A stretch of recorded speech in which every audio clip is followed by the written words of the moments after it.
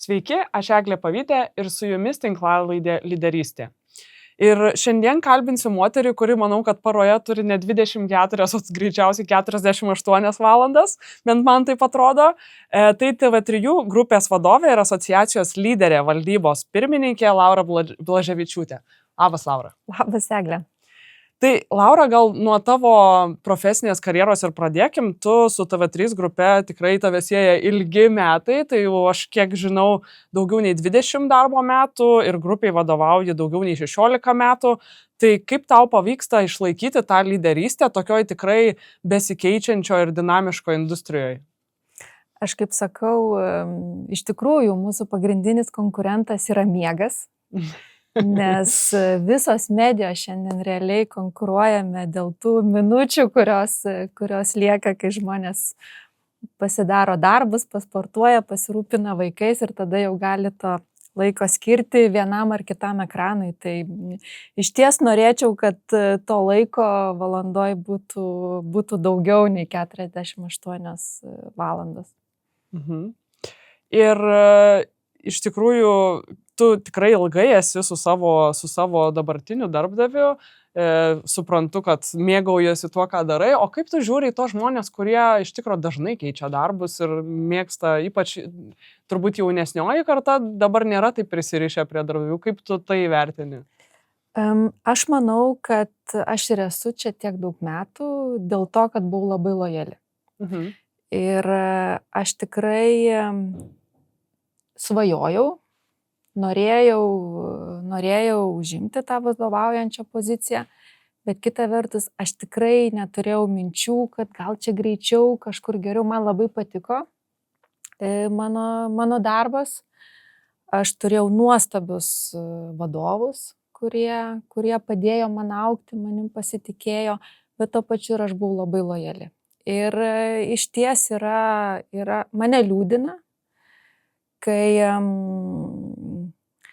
žmogus nusprendžia palikti įmonę neišdirbęs nei metų, gali būti tikrai labai objektyvių priežasčių, gal nepatiko, netiko, bet iš esmės aš galvoju, kad reikia mažiausiai 6 mėnesių, kad tu jau galėtum kažką pradėti duoti. Nes nėra taip, kad tik įmonė tau turi duoti. Iš esmės tu ateini į kažkokią poziciją kažko duoti.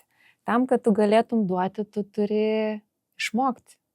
Nes natūralu, kad nei mokykloje, nei universitete tu negausi konkrečios įmonės ar konkrečios srities specifikos. Ir ateini į įmonę, mokaisi kultūros, mokaisi ją pažinti ir tik tada gali duoti. Ir būna tikrai ir dėja vis dažniau, kai ateina momentas, kai žmogus jau galėtų duoti, sako, man jau neįdomu arba man ten mokės daugiau, taip ateis laikas ir mes mokėsim daugiau, bet iki to turi užaugti. Tai man iš tikrųjų lojalumas yra vertybė ir aš jos labai ieškau, samdydama žmonės ir mane tikrai pastebiu ir tikrai klausiu, kas čia nutiko, kad kas 3 mėnesius buvo keičiamas darbas ir man tikrai kyla įtarimas. Ir kaip minėjau, tikrai būna objektyvių priežasčių, bet dažnai tai yra pačio žmogaus, pačio kandidato problema, o ne darbdavio problema, kad jisai keičia kas 3 mėnesius darbus. Labai pritariu, tai turbūt tokia truputį raudona vėliavėlė, nes jeigu tai buvo vienas, turbūt daugiausiai 2 kartai tavo karjeroje, tai viskas normalu, suprantama, tai galėjo būti ir toksiška kažkokia aplinka ir panašiai, bet turbūt jeigu tai yra su kiekviena darbovietė iki 12 mėnesių, kaip ir pati minėjai, tas periodas, tai turbūt nėra pats geriausias ženklas. Ir aš manau, kad ir bendrai rinkoje vėl lojalumas tampa vertybė. Ir įmonės ir ieško žmonių, kurios būtų išgyvenę ne tik gerus laikus, nes yra labai faina iššokti į traukinį, kuris lekia visų greičių į sėkmę, bet patikrinti save ir išgyventi kartu su įmonė kažkokią duobę, kažkokią sunkumą yra didžiulė patirtis. Ir aš manau, kad ateity ir tie darbuotojai, kurie išties bus lojalūs, iš tikrųjų jie daugiau uždirbs. Ne tie, kurie mėtysis nuo vienos vietos prie kitos, bet iš tikrųjų, aš manau, in the end pays off. Būti lojaliu tikrai apsimoka. Super. Aš labai gerai atsimenu per vieną renginį, kaip Edmundas Jakilaitis, referuodamas į tave kaip savo vadovę, pasakė, kad į bet kurią eičiau televiziją, vis tiek man vadovautų moteris. Tai kaip manai, kodėl pas jus industrijoje taip susiklostė aplinkybės, kad visoms Lietuvos televizijoms vadovauja moteris? Manau, tiesiog taip susiklostė. Neišskirtum, kad čia kažkokios, nežinau, moteris daugiau kūrybingumo turi, ar kaip tik stipresnė ranka vadovaujant, ar kažkas tokio? Aš manau, kad, žinai, tiek vyrai, tiek moteris turi tam tikrų savybių, kurios vieniems leidžia vienose vietose būti geresniais vadovais, moterims kitose vietose, bet čia tiesiog taip ir mes net patys irgi juokaujam. Tokia situacija. Lygybė lyčių nėra šioje vietoje. Esi moteris vadovė ir lyderė ir su kokiais galbūt sunkumais susiduri tiek darydama karjerą per tą visą savo karjeros kelią ir tiek vadovaudama komandai, kuri iš tiesų yra labai didelė? Aš manau, pirmas suvokimas, kai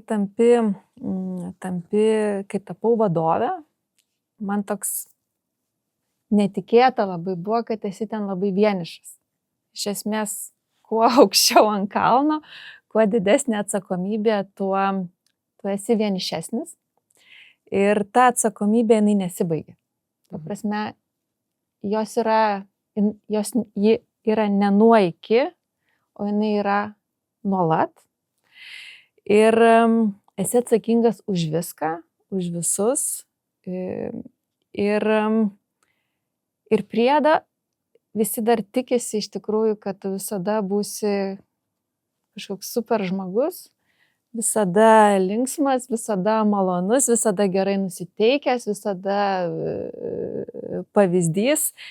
Ir tai nėra paprasta, nes kiekvienas vadovas irgi yra žmogus. Jis irgi pavargsta, jis irgi turi šeimą, turi vaikus, turi daryti vakarienės, turi vienu metu valdyti spręsti ne vieną problemą.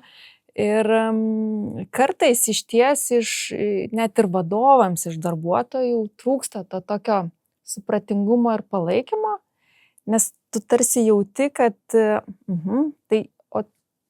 tu visą laiką jauti tą tokį, kad iš tavęs laukiama ir tikimasi to maksimalaus rezultato ir to galutinės atsakomybės prisiėmimo.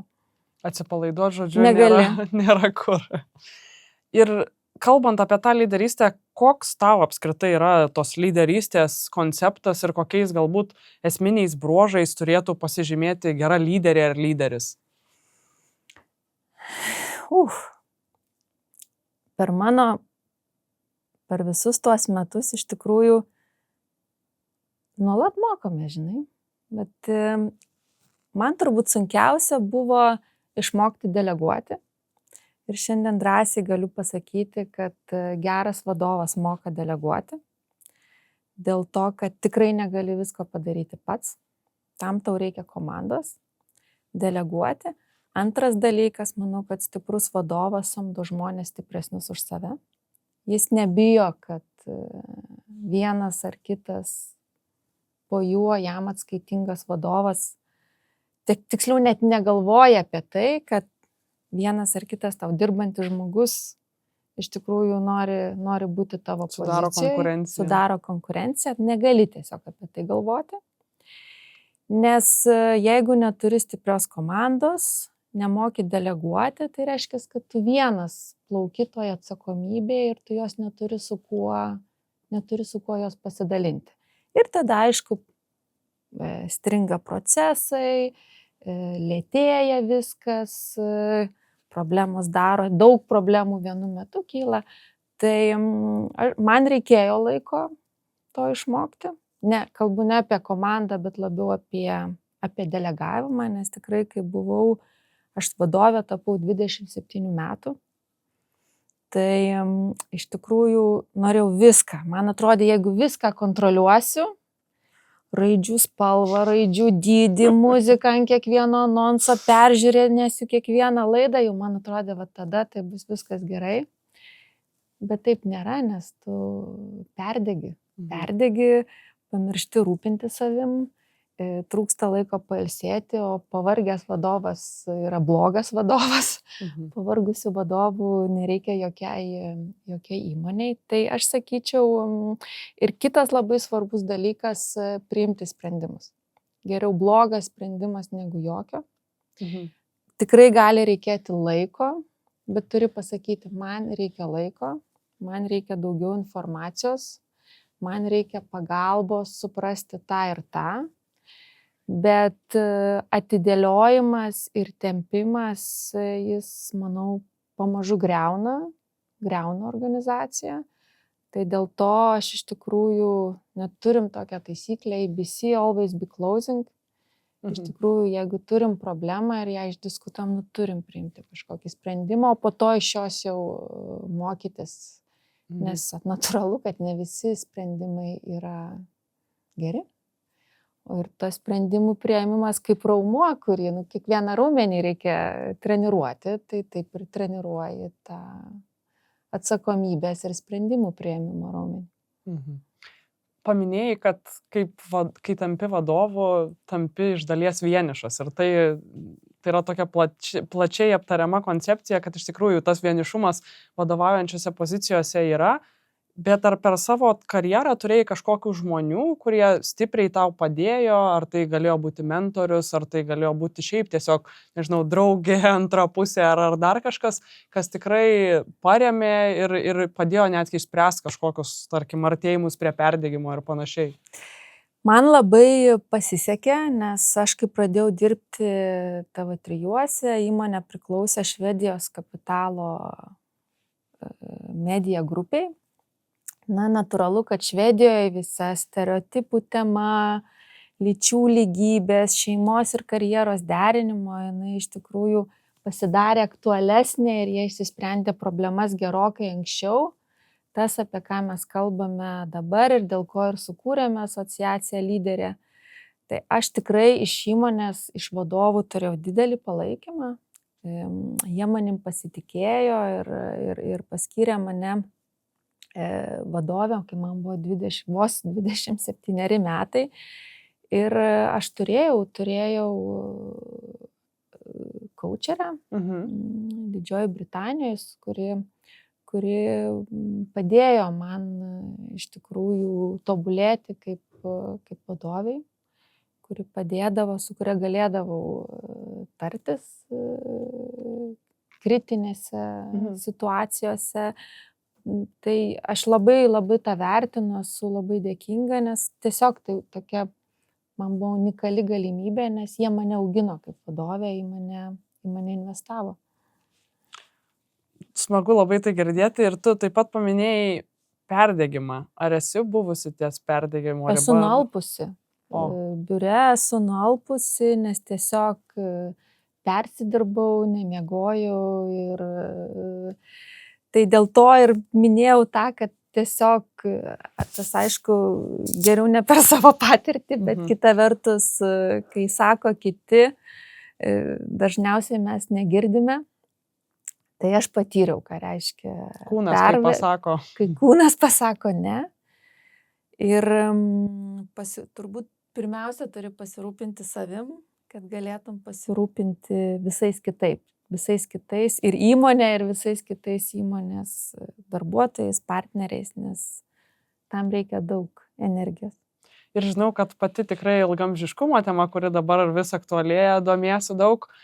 Ar tai padeda tau taip pat darbe suvaldyti visus tuos krūvius ir kaip tu dabar tame esi? Absoliučiai, tai turi būti tai yra mano gyvenimo būdas.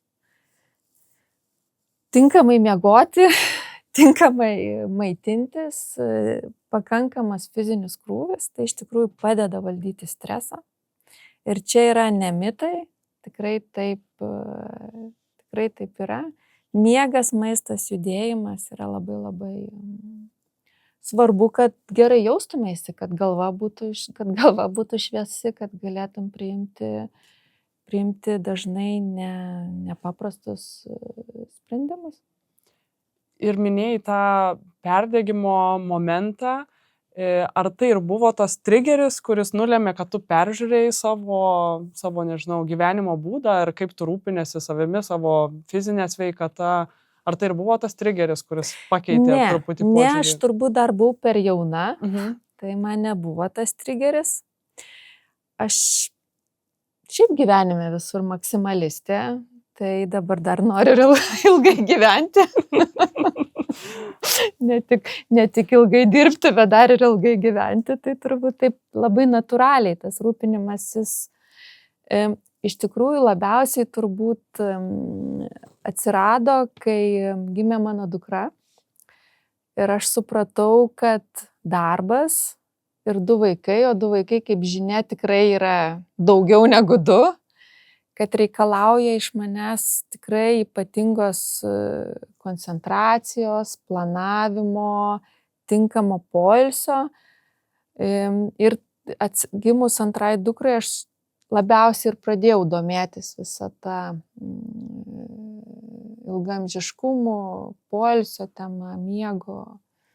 O judėjau aš visada, sportavau visą gyvenimą labai skirtingai, bet judesys man labai padeda atsipalaiduoti ir palikti rūpesčius.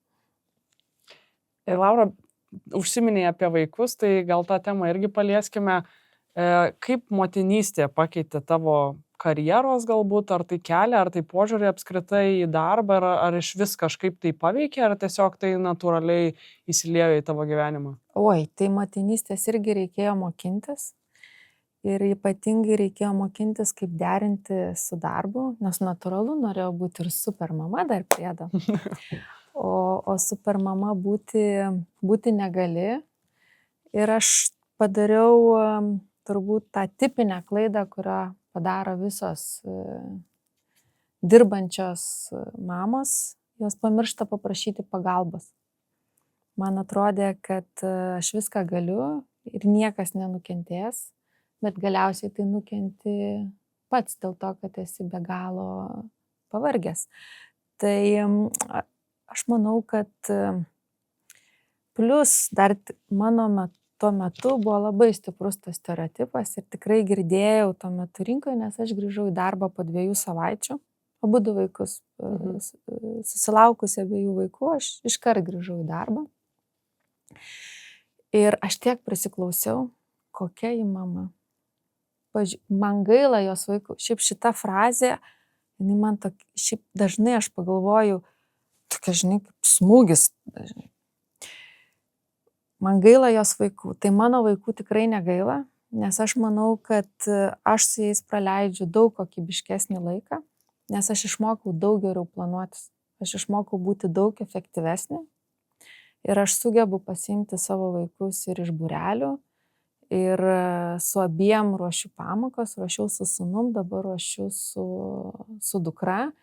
Ir mes tikrai nuveikiam, tikiu, daugiau dalykų, negu mes galėtumėm nuveikti, negu jeigu aš nedirbčiau šito darbo. Tiesiog aš pasidariau daug efektyvesnė. Nes aš žinau, kad aš turiu labai ribotą laiką pasidaryti tai, ką aš turiu pasidaryti. Ir lieka daug mažiau laiko kavos išgerimui, dar neefektyviam laikui. Ir aš manau, čia yra stiprybė dirbančių mamų, nes jos yra tiesiog efektyvesnės. Ir tikrai nereiškia, kad jos dirba blogiau. Ir yra toks stereotipas, tai kaip jinai čia dirbs, nes gal tas vaikas ištisai sirgs.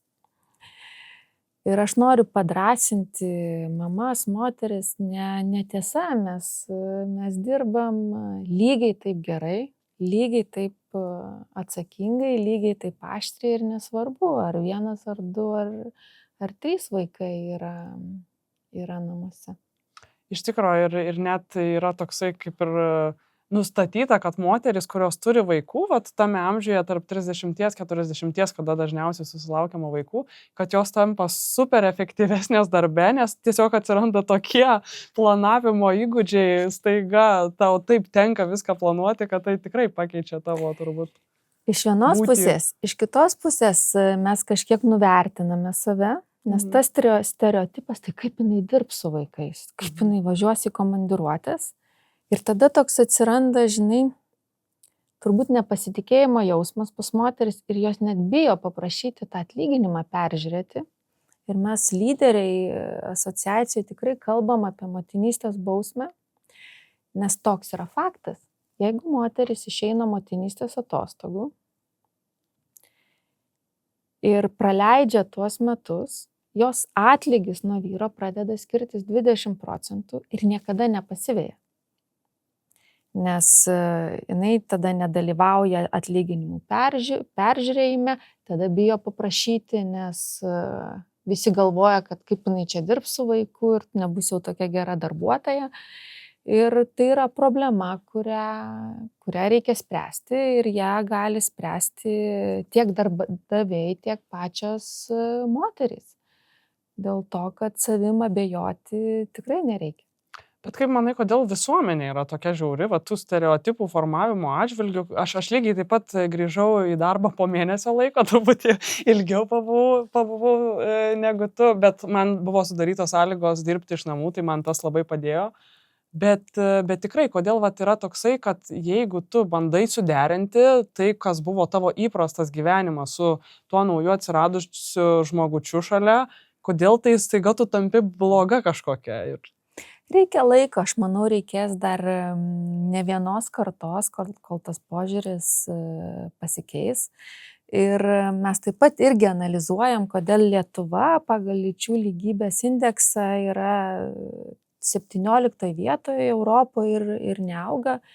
Ir kita didelė problema yra, kad iš tikrųjų moteris per daug, jos dirba antrą etatą. Atidirba darbo dieną darbe. Ir tada grįžta, dirba antrą etatą, skalbia, verda, gamina, ruošia pamokas. Tuo tarpu stereotipiškai yra net kažkuriam smagu, kad vadovėlis jau perrašo, bet dar visai neseniai buvo, kad mama kepa, keps, o tėtis žiūri televizorių. Aišku, man gerai, kad žiūri televizorių, bet matyt, tas nusistovėjęs senas mąstymas reikės laiko, kol jisai pasikeis. Aš labai panašią situaciją turiu, aš iš vaikystės atsimenu, tokia yra knygutė, ką žmonės dirba visą dieną. Ten pilna gyvūnėlių, ne vieno žmogaus, bet ten vis kitokios profesijos pristatomos. Ir aš prisimindama tos gerus įspūdžius iš vaikystės nuperku savo vaikui tą knygutę ir irgi skaitau lygiai taip pat, mama namie kepa verda, mama katė, o tėtis katinas ten eina dirbti, parneša pinigų mamai duoda, ten, kad nupirktų maisto, vien literatūra. Esu gudravusi dukrai, sakiau, kad šiandien yra mamadienis. Todėl mama katė liko namuose, turi laiko ir liko namuose ir leidžia dienas kačiukais. Taip, tai dar vat apie tą visą galbūt rutiną, tų daug veiklų įvairiausių, ne tik tai namuose, tarkim, bet ir apskritai be darbo, tu dar esi įsitraukus į įvairiausias ir organizacijas ir veiklas, yra tokia nuvalkiota frazė, nu kaip tu viską spėjai. Tai man atrodo, kai yra norų ir ambicijų, tai susiderini ir spėjai, bet vat pakalbėkim labiau apie tą tavo planavimą, kaip jis vyksta, kas tau yra esminiai momentai ir kas gal labiausiai išmuša iš vėžių tos tavo planus. Aš mokausi labai planuoti ir tų veiklų realiai netilptų į mano kalendorių. Ir aš mokausi atskirti, ar tikrai man ten reikia būti, ką tai duos, ar tai yra tiek vertybiškai, tiek galvojant apie tikslus, ar tai yra prioritetas. Tai pirmas klausimas, ar tikrai to reikia. Nes priešingų atveju tiesiog pameti save visur. Ir lygiai taip pat aš išmokau, kad reikia planuoti ne tik darbus, veiklas, susitikimus, bet lygiai taip pat reikia planuoti vaikus, draugus, nes tada jiems tiesiog tada atrodo visa kita svarbiau. Kodėl mes planuojam susitikimus, Taip. bet neplanuojam vakarienę su sūnumi, žinai. Bendras kalendorius viskam. Taip, ir nėra paprasta, tai nėra natūralu. Kažkaip dažnai tos namiškius mes priimam kaip savaime suprantamus, arba lygiai taip pat draugus. Draugus irgi reikia planuoti, ėjimą į parodą reikia planuoti, taip kaip turim susiplanavę sportą ir darbinius reikalus. Tai aš planuoju. O kas va tie tokie trigeriai, kurie visą planą gali sugadinti? Nelabai jų daug yra tokių, dėl to, kad jeigu aš jau suplanavau, tai reiškia, aš jau paraleliai nieko kito neplanuoju. Tai liga turbūt yra trigeris vaiko poreikiai, kuriuos kelčiau tikrai aukščiau darbo klausimų. Bet aš tai, kai man kažkas skambina ir sako, oi, čia dėl kažkokių priežasčių negalėsiu, aš netikiu. Dėl to, kad jeigu suplanavai, tai reiškia gerbi ir kitą žmogų, įsirašai kalendorių ir laikaisi to įsipareigojimo. Man susitarimas, susiplanavimo susitikimo yra rimtas įsipareigojimas ir aš jį gerbiu. Žvelgiant į tavo visą karjeros kelią, ar yra dalykų, kažkokių galbūt asmeninių, kuriuos turėjai paaukoti dėl to, kur esi dabar?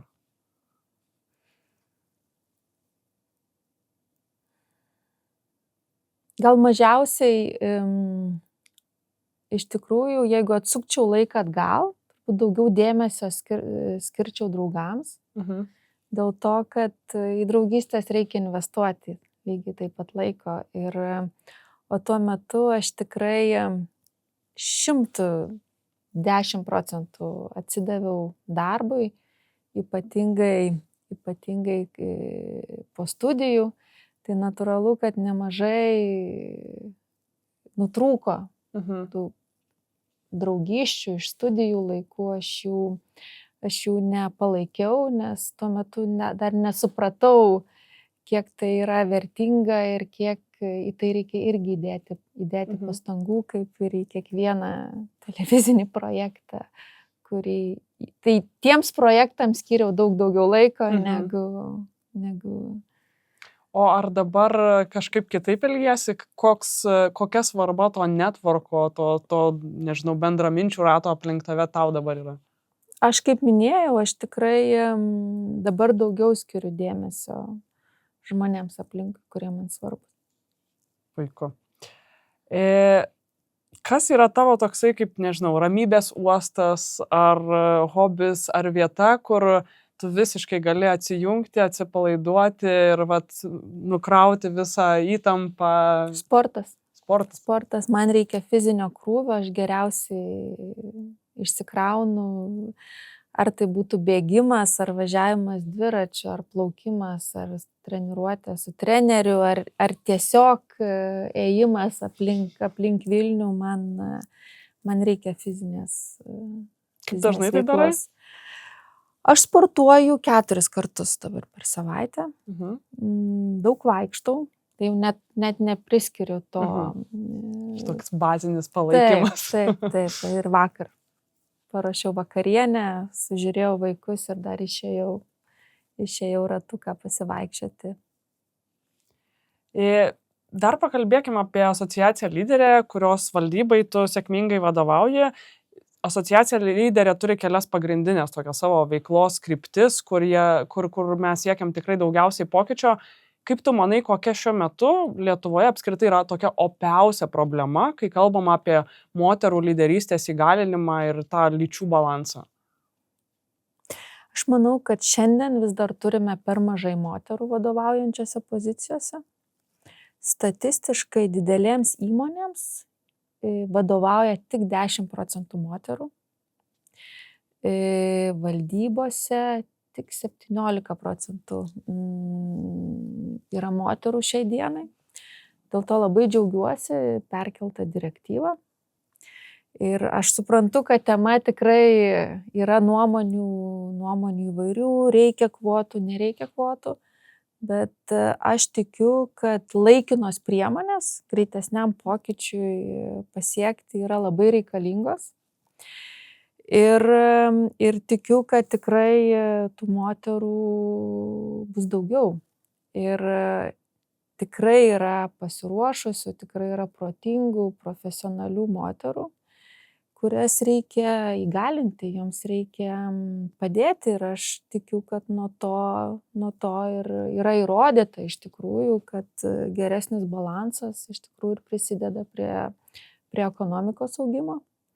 Tai čia nėra tik tai, kad užsinorėjom. Aš manau, kad ta gerovė eina šalia.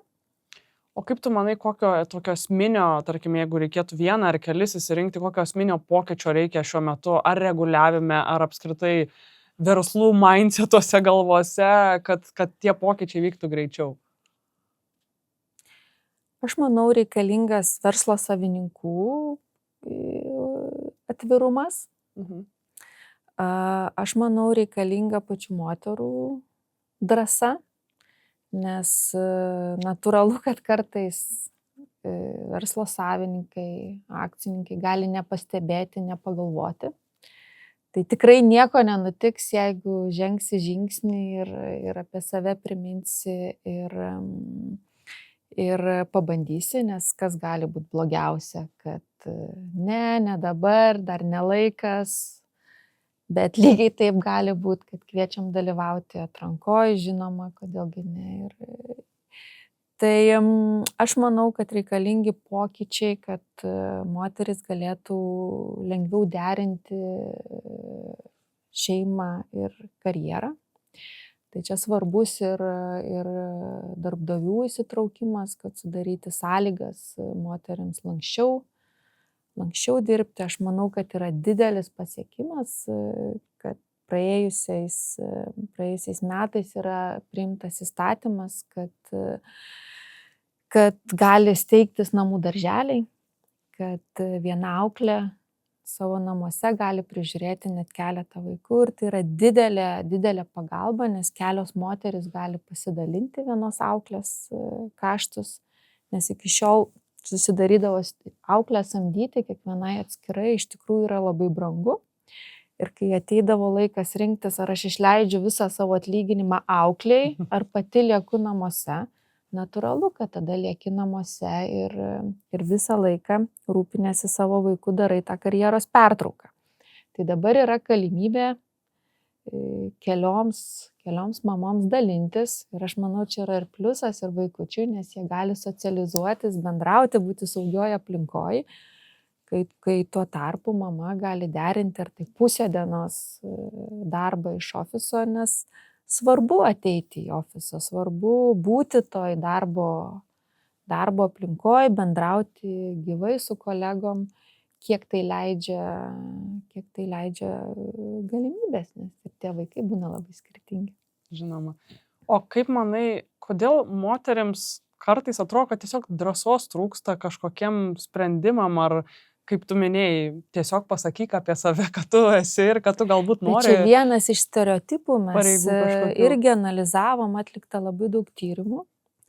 Ir čia yra labai svarbus švietimo sistemos vaidmuo, nes iš esmės apie 12-13 metus yra ir pasėjama pasąmonei, kad moterys yra nesukurtos rizikuoti, kad lyderystė yra labiau tinkama vyrams, nesąmonė.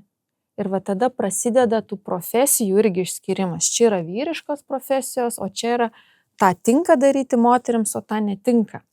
Ir lyderiai mes ieškome būdų iš tikrųjų, kaip tą problemą spręsti. Nes kai tu užaugi su ta mintimi, kad moterys nesukurtos rizikuoti, nežinau, kur tai parašyta. Deja, taip yra. Paminėjai tas tokias gal stereotipinės profesijas šiek tiek, kur šitos profesijos tai jau vyriškos, o šitos tai jau moteriškos. Kaip manai, ar Lietuva pasiruošus apskritai savo mentaliteto požiūriu, kad daugiau moterų vadovų būtų tose sritise, kur jos buvo ilgą laiką dominuojamos vyrų? Aš labai džiaugiuosi, kad net pradėjom kalbėti apie karo tarnybą. Visuotinis šaukimas yra viena tema, bet kad moteris galėtų užimti kitas pozicijas krašto apsaugoje, tai irgi yra labai svarbus žingsnis.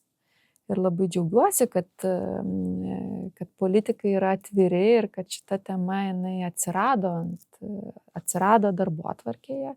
Ir tikiu, kad ir tai nėra maži žingsniai. Tai yra dideli žingsniai, kurie ir neša tą pokytį. Kaip manai, kaip dažnai moterų lyderystė yra siejama su empatija ir ar tai moterim labiau trukdo ar labiau padeda?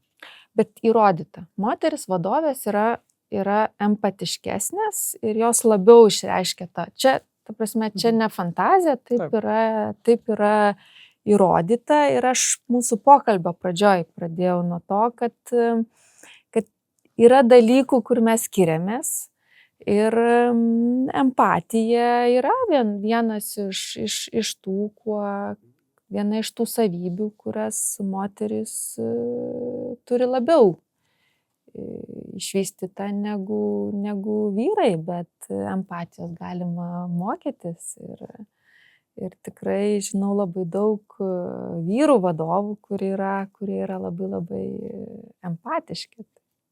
O kaip manai, kokios savybės, kuri labiau pasireiškia pas vyrus vadovus ar pas vyrus lyderius, moteris galėtų pasimokyti iš vyrų? Drąsos rizikuoti. Irgi yra įrodyta, kad moterų priimami sprendimai jie yra mažiau rizikingi. Kartais, aišku, tas labai pasiteisina, bet kartais ir ta grąža rezultatas būna mažesnis dėl to suvaldytos rizikos. Tai aš manau, kartais tas gal spontaniškumas, gal azartiškumas šiek tiek moteris galėtų pasimokyti iš vyrų. Ir dar truputį palieskim pačią asociaciją lyderė, kodėl tau atsirado poreikis joje būti ir tikrai ne tik prisidėti šiek tiek, bet ir prisidėti labai daug. Nes atrodytų, pati esi sėkminga, pas tave kaip ir nėra kažkokių trukdžių dėl to, kad tu esi moteris būti vadovaujančioje pozicijoje. Kodėl tau toks kilo vidinis poreikis? Aš manau, kad yra toks bendraminčių moterų būrys, kuris išgyvena ir susiduria su tom pačiom problemom. Aišku, mes su jom susitvarkėm kiekviena savaip. Ir toks, matyt, atėjo tam laikas susikurti tokiam dariniui, o mes ir pačios jau mes norim kažką duoti. Kažką duoti tom kitom moterim, kad joms būtų lengviau, kad nereikėtų eiti tuo ilguoju keliu, bet mes jau galim pasidalinti ir savo patirtim. Kita vertus, mes tai praėję iš tikrųjų galime eiti į dialogą su politikais, diskutuoti ir pasiūlyti, kaip būtų galima vieną ar kitą problemą spręsti. Nes aš atsimenu, aš kai tapau vadovė, tai aš buvau ne tik, buvau jauna moteris, labai jauna moteris. Tai aš stengiausi būti vyresnė. Atrodyti vyresnė? Aš stengiausi atrodyti vyresnė, aš net aprangą apgalvodavau, kaip čia man dabar atrodyti ne 27, o 40. Bet tikrai būdavo situacijų, kur man neduodavo rankos. Ateini į susitikimą ir dalyvauja didžioji dalis vyrai. Ir jie eina, vieni su kitais sveikinasi ir mane praleidžia. Ir aš tada tą ranką, žinai, patikišu ir spaudžiu. Toks bandymas užtvirtinti, ir aš čia esu. Labai džiaugiuosi, Lietuva tikrai keičiasi ir šiandien jau tokių situacijų, tikiu, nėra. Tokių, kaip buvo prieš 20 metų, kur reikia save į priešingą pusę patobulinti, kad būtum vyresnė. Aš esu panašiose situacijose taip pat buvus, kai visiems paspaudžia ranką, o tau ne, tai buvo iš vyrų pasiteisinimas toks, kad moteris turi parodyti, kad jos nori sveikintis ir jos turi pirmos išties ranką, tada jau ir jie paspaus. Aš irgi girdėjau tokį. Ir pabaigai iš tikrųjų labai tokie keli klausimai trumpi. Kaip manai, ar darbo aplinkoje lyderio lytis daro įtaką sprendimų priėmimo greičiui? Ne. Kaip manai, ar lyderystė yra įgimta savybė, ar ją galima įgyti ir jos išmokti? 50-50. Praplėsk. Aš manau, kad jeigu tau tai nėra natūralu, labai sunku kaip vadovui tobulėti, galima išmokti tam tikrų dalykų, bet vis tiek, jeigu savyje nesijausi komfortiškai, kaip čia matyti ta įgimta dalis, aš norėjau būti klasės lyderė, mokyklų lyderė, miesto mokyklų lyderė, aš kažkaip save tame įsivaizdavau ir aš atsidurdavau tokiose situacijose, kur aš gaudavau tą vaidmenį palyderiauti. Ir paskutinis klausimas. Vienas labai praktinis patarimas moteriai, kuri turi ambicijų, bet nežino, kaip teisingai susidėlioti tą savo ateities planą. Turi viziją, bet nežino, kaip iki jos nueiti. Parašyti man. Gausi daug laiškų. Mielai atsakysiu. Iš tikrųjų, skiriu savo laiką, turiu ir mentoriauju ir bendrauju su jaunom moterim. Kartais moksleivės parašo, kas yra labai labai smagu. Ar manai, kad mentorystė galėtų būti irgi tas atsakymas? Vienareikšmiškai. Laura, ačiū tau labai. Ačiū visiems žiūrėjusiems ir iki kitų susitikimų. Viso.